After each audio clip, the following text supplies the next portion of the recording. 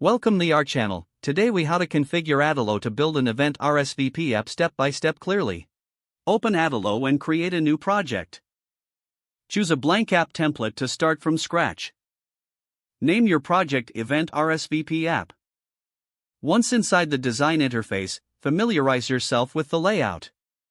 Add a new screen by clicking on the plus icon on the screen panel.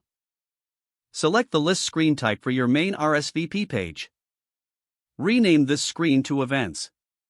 Now, go to the left sidebar and click on the Database section.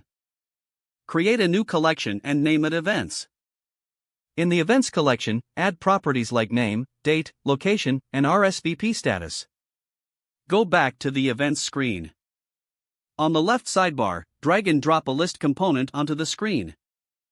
In the list settings, connect it to the Events collection. Customize the list item to display the name and date properties.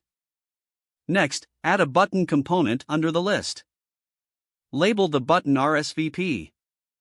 In the button settings, create a new action to navigate to a new screen when clicked. Add a new screen and name it RSVP Form. On the RSVP Form screen, drag and drop input fields for name, email, and comments. Add a Submit button to confirm the RSVP. In the button settings, create an action to create a new entry in the RSVP collection. Before moving on, create an RSVP collection in the database.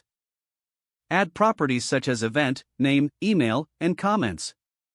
Link the event property to the events collection. Now go back to the RSVP form screen.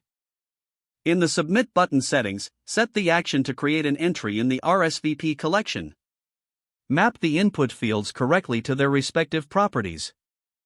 After that, set up a notification for a successful RSVP submission. Don't forget to like this video and subscribe to our channel for more step-by-step tech guides.